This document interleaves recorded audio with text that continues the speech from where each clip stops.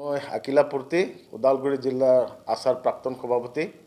আজি আমাৰ প্ৰেছ মিটৰ জৰিয়তে মই কেইটামান কথা স্পষ্ট কৰিব বিচাৰিছোঁ।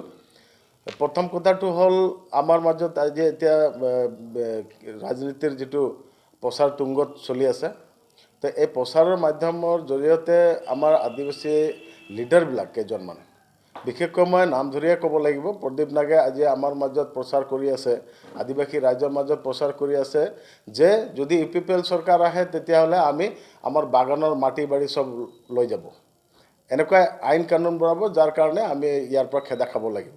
এইটো সম্পূৰ্ণ ভুৱা প্ৰচাৰ কৰি আছে আৰু এনেধৰণৰ ভুৱা প্ৰচাৰ কৰি তেওঁ BPFৰ এজেণ্ট আকাৰে কাম কৰি আছে। আৰু তেওঁ এইটো ক'ব খুজিছে যে UPPLক ভোট দিব নালাগে, UPPLক ভোট দিলে আদিবাসীবিলাক ইয়াৰ পৰা খেদা খাব। তাৰপিছত মই ইয়াৰ মাজতে মই কৈ দিব বিচাৰিছোঁ যে আদিবাসী মানুহবিলাকে এইটো ক্ষেত্ৰত কিন্তু অলপো শংকিত হ'ব নালাগে। কিহৰ কাৰণে? আমি 1886 চেপ্টাৰ 10 তেওঁ জানে এই বিষয়ত যে 1886 চেপ্টাৰ 10ৰ ধাৰা মতে আমাৰ লেণ্ড প্ৰটেক্টেড হৈ আছে।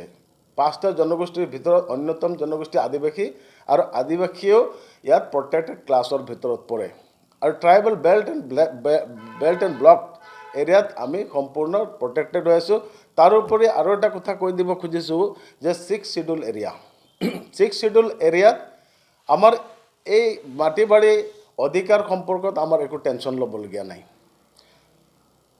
তো ইয়াৰ পিছত মই এইটো ক'ব খুজিছোঁ, মুঠতে আদিবাসী ৰাইজ বা ইয়াত বসবাস কৰা অন্যান্য জনগোষ্ঠীৰ মানুহখিনি মাটি বাৰী যে হেৰাব তেনেকুৱা কোনো ধৰণৰ আইন বা তেনেকুৱা কোনো ধৰণৰ চুক্তি BTR চুক্তিত অহা নাই। আৰু BTR একৰ্ডত 7.1 7.2 এই দুটাই তাত একৰ্ডত সন্নিৱিষ্ট হৈ আছে। 7.2ত আপোনালোকে চাওক, 7.2ত কি কৈছে যে অসম চৰকাৰৰ জৰিয়তে যিবিলাক খাছ লেণ্ড আছে বা পিটনিবিলাক আছে বা আপোনাৰ গ্ৰেজিয়াৰ যিবিলাক গপচৰ, এইবিলাক মাটি অসম চৰকাৰে ইলিগেল যিবিলাক এনক্ৰচমেণ্ট কৰি ৰাখিছে বা যিবিলাকে ইলিগেলি বেদখল কৰিছে তেওঁলোকক তাৰ পৰা উচ্ছেদ কৰিব। কিন্তু BTR চৰকাৰে নহয়, এইটো অসম চৰকাৰে। আৰু এটা কথা মই কৈ আছোঁ যে BTR চুক্তিত সেই বস্তুটো আছে, ইয়াৰ মানেতো নহয় যে UPPLে কৰিছে।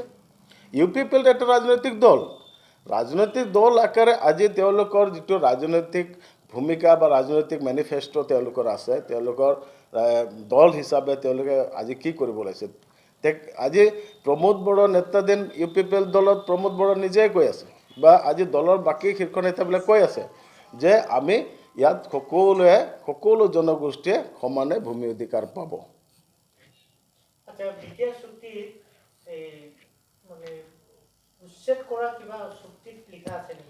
নাই, BTR চুক্তি সকলোৰে হাতে হাতে আছে। এতিয়া হাতে আছে। দুটাই মাটিৰ অধিকাৰৰ বিষয়ে পইণ্ট আছে। 7.1 যিটো নেকি আউট অফ 4টা ডিষ্ট্ৰিক্টত ইনক্লুজন আৰু এক্সক্লুজনৰ বিষয়ে আছে। আৰু 7.2ত ইতিমধ্যে মই ক'লোৱে। তো এইখিনি বস্তু একদম ক্লিয়াৰ আছে কথা। এইটোহে মই মানে পাহৰি আছিলোঁ, মইতো ক'বই খোজা নাছিলোঁ, কিন্তু উপায় নাই। এতিয়া আমাৰ মাননীয় প্ৰদীপ নাগ ডাঙৰীয়াই হাতীগড়ৰ গণহংকাৰ কাৰ্যসূচীৰ জৰিয়তে এটা কথা কৈছিল, মোকতো শুনি হাঁহিও লাগিল, কিন্তু কথাটো স্পষ্ট কৰি দিব বিচাৰিছোঁ যে পোনপ্ৰথমে মই এইবাৰ BTC ইলেকশ্যনৰ কাৰণে মই নিৰ্দলীয় আকাৰে অৱতীৰ্ণ হ'বৰ কাৰণে যুঁজা কৰি আছিলোঁ। আৰু এই বস্তুটো দেখা পায় যেতিয়া ৰাইজৰ মাজত মই অলপ প্ৰভাৱ বিস্তাৰ কৰি আছিলোঁ, তেতিয়া তেওঁ এই বস্তু দেখা পাই পেলাই কি কৰিলে যে মোৰ মাথা গন্তি দি TRP বঢ়াই এটা ভাল অংক কালেকশ্যন কৰাৰ মনোবাঞ্ছাৰে তেওঁ কি কৰিলে, মোক মানে প্ৰায় 10 দিন সময় বিভিন্ন এংগেলৰ পৰা চেণ্ট্ৰেল নেতাৰ জৰিয়তে তেওঁৰ কিছুমান এজেণ্টৰ জৰিয়তে মোৰ তাত মানে ৰিকুৱেষ্ট কৰাইছিলে যে আপুনি BPFৰ টিকেট লওক, তাৰ কাৰণে আমি গেৰাণ্টি লৈ আছোঁ, আমি টিকেট দিয়াম। অন্ততঃ 2টা সমষ্টিত আমি BPF আমাৰ ফালৰ পৰা কেণ্ডিডেট ছিলেক্ট কৰিম। আৰু মানে তেওঁ কি কৈছিল যে ছিংগল পেনেলত মোক দিয়া হ'ব আৰু ছিংগল পেনেলৰ জৰিয়তে টিকেটটো আনি দিয়া হ'ব। কিন্তু এইটো সম্পূৰ্ণ মিছা কথা। কি হ'ল কাহিনীটো কি হ'ল যে তেওঁ BPFৰ টিকেট দিয়াই দিম বুলি কোৱাৰ বিপৰীতে তেওঁলোকে কি কৰিলে এটা ভাল অংকৰ মোৰ নামত ভাল অংক দি পেলাই এটা টকাৰ বাৰ্গেনিং কৰিলে। ইয়াতেতো অপেন চিক্ৰেট হৈ আছে। আমাৰ মহামান্য এজন মন্ত্ৰীও তেওঁ পইচা দিছে। তাৰপিছত আমাৰ বৰ্তমান যিটো BPF কেণ্ডিডেট সুৰেশ তান্তি তেওঁৰ টকা দিছে, দলীয় কৰ্মীবিলাকে দিছে। আৰু এই বস্তুটো আমাৰ জাতীয় সংগঠনৰ নেতা প্ৰদীপ নাগৰ লগতে মেইনলি ডিল হৈছে।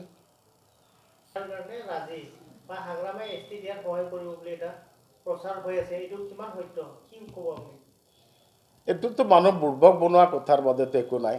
এতিয়া আপোনালোকেও জানে যে এটা কাউন্সিলে ST দিয়াই দিব নোৱাৰে, কাৰণ এইটো এটা প্ৰক্ৰিয়া এনেকুৱা আছে। অসম চৰকাৰে ৰিকমেণ্ডেশ্যন দিব আৰু কেন্দ্ৰীয় চৰকাৰে লোকসভাৰ পৰা ৰাজ্যসভালৈকে তাক পাছ কৰাই দিয়াৰ পিছতহে তাৰ পিছতহে এইটো আইনত পৰিণত হ'ব বা অনুমোদন পাব। এতিয়া এইটো এটা অপপ্ৰচাৰ চলাই থকা হৈ আছে যে হাগ্ৰামাৰ একৰ্ডতহে ST-কৰণৰ কথা আছে, কিন্তু আনকি NOC পৰ্যন্ত দিছিলে হাগ্ৰামাৰ ভোটটো পাবৰ কাৰণে। আদিবাসী জনগোষ্ঠীৰ পৰা ভোটটো পাবৰ কাৰণে তেওঁ যোৱা BTC ইলেকশ্যনৰ আগতে মানে দিছিল, NOC দিছিল। তেওঁৰ চিফ ছেক্ৰেটাৰীৰ জৰিয়তে এটা NOC পেপাৰ এটা দিছিলে। কিন্তু সেই হাগ্ৰামাই ৰাজ্যসভাত যিদিনা ST বিল পাছ হৈছিলে, পুতা অৱস্থাত তেওঁ কি কৰিলে যে অসম চৰকাৰৰ প্ৰতিনিধি দল লৈ পেলাই তেওঁ দিল্লী পালেগৈ আৰু তেওঁ একদম মেমৰেণ্ডাম আকাৰে ST স্থগিতকৰণ কৰিছিল। হাগ্ৰামাক কি ST দিব পাৰিব নেকি? এইটোতো মানে গোকাট মিছা কথা। এইবিলাক আদিবাসী সাধাৰণ মানুহক বুৰ্বক বনোৱাৰ বাদে বেলেগ একো নাই। ইয়াতে না প্ৰমোদ বৰে ST দিব পাৰে, না হাগ্ৰামা দিব পাৰে। এইটো এটা প্ৰক্ৰিয়াৰ ভিতৰত আছেতো। এইটো কথা ক'লেতো নহ'ব। মানুহবিলাকে এইবিলাক কৈ আছে হাগ্ৰামাৰ তাত STৰ বিল কি বুলি কয় একৰ্ডত আছে। হাগ্ৰামাই যদি STয়ে মানে দিব পাৰিলেহেঁতেন, কিয় বাধা কৰিব গ'ল? এইটোতো মিছা কথা।